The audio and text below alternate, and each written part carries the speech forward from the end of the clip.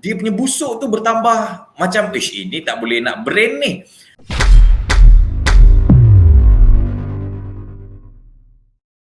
Dekat rumah saya menjelang PKP ni, kita pun letakkan makanan di satu sudut lah kan Ustaz.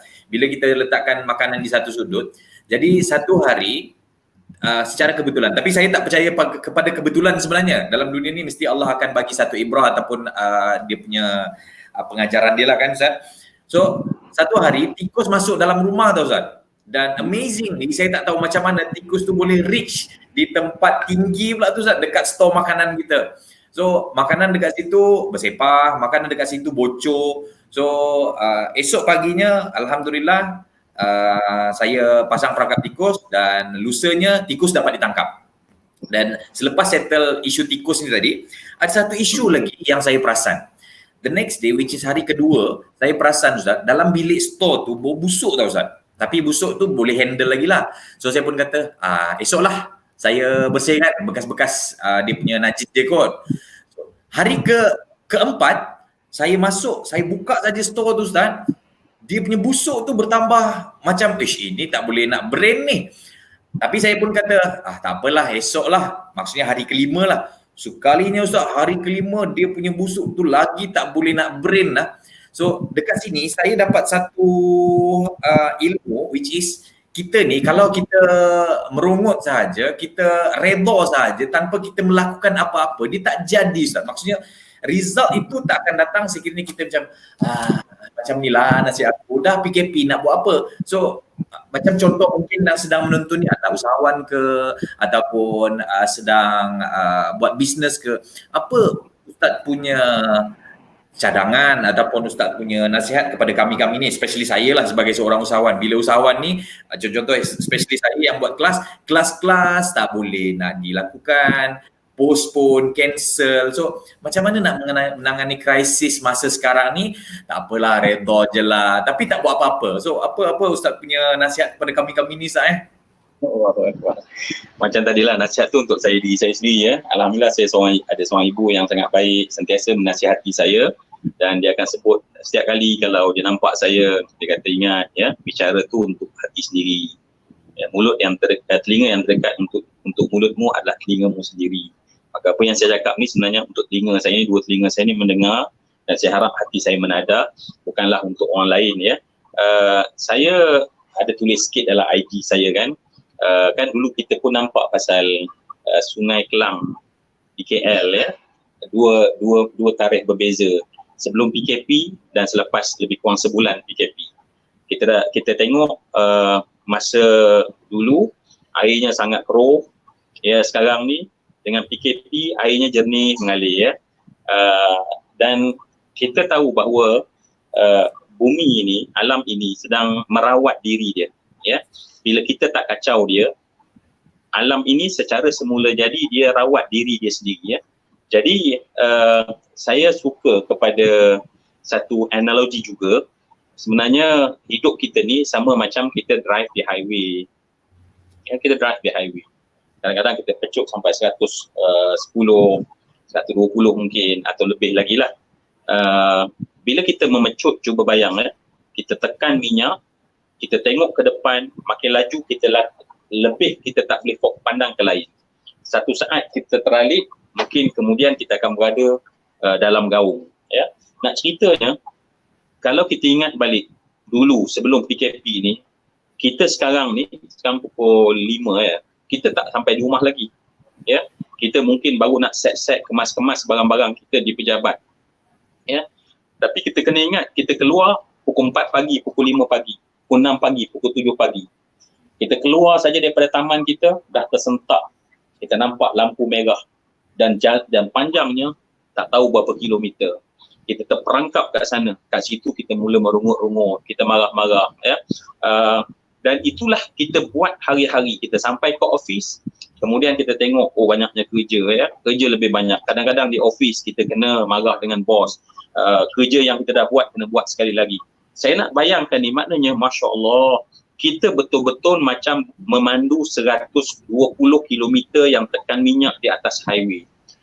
Kita tak boleh toleh ke lain, kita tak toleh keluarga kita, kita tak sempat nak toleh anak kita tak sempat nak toleh mak kita tak sempat nak toleh ayah kita tak sempat nak toleh kepada persahabatan dengan kawan-kawan kita even tak sempat nak toleh diri kita sendiri pun, ya, nak ceritanya.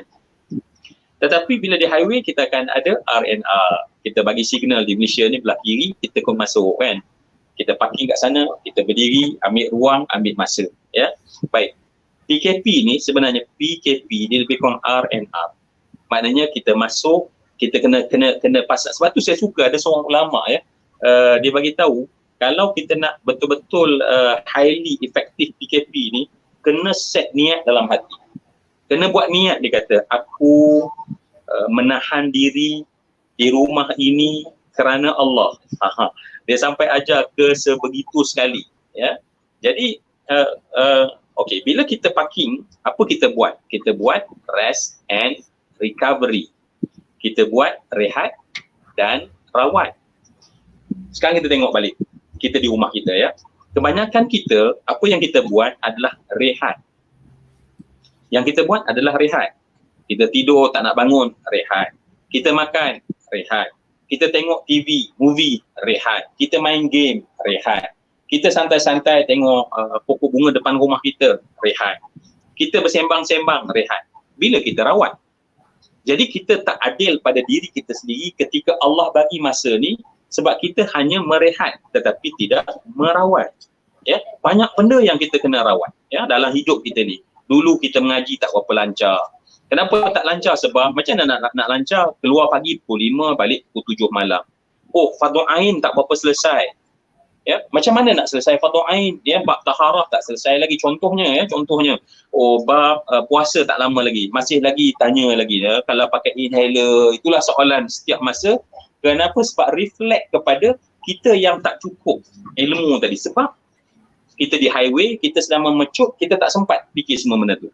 Jadi saranan saya untuk diri saya, sekarang kita kena ambil masa, ya. Kita pun tahu tentang salah satu sifat orang yang highly effective people adalah sharpen, dia kena menajamkan dia punya mata gergaji, ya, menajamkan mata gergaji. Jadi sebenarnya kita dah rehat, tetapi soalannya adalah bila aku nak rawat diri aku, ya, bila aku nak rawat diri aku. So merawat diri ni yang kita kena proses, ya. Sebab itulah alhamdulillah rakan-rakan kita yang berada dalam program kita ni pun, sebab apa? Sebab kita nak merawat diri kita sebenarnya. Kita nak asah mata gergaji kita. Kita nak kena ambil masa, sebab kita takkan sempat buat benda itu kalau kita sedang menggergaji. Melainkan Allah dah takdirkan ada masa yang kosong, dan masa kosong ni kita gunakan untuk kita rawat. Cuma kita tengoklah kat mana yang kurang. Oh, yang kurangnya mungkin perhubungan. Rawat perhubungan. Sebab lepas ini kita takkan boleh lama di sini. Kita akan keluar, balik, join highway, dan tiba-tiba nanti kita yakin bahawa ketika dunia akan menekan kita untuk bangkit daripada kemelesetan ekonomi ni, dia akan menagih begitu banyak upaya daripada kita. Cuba bayang kalau kita rehat, menjadikan kita lembab,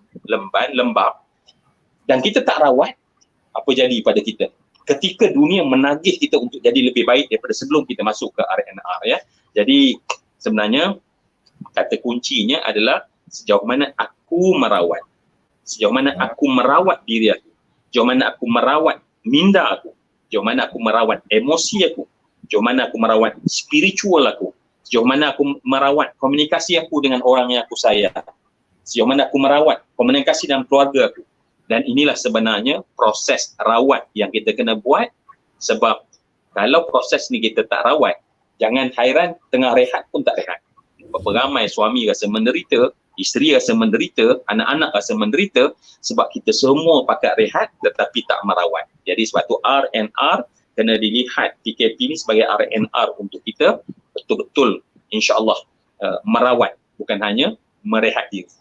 Terima kasih Ustaz, Masya Allah. Maksudnya yang sedang menonton ini juga, in fact saya sendiri juga sedang merawat diri saya, sedang merawat kita punya gergaji.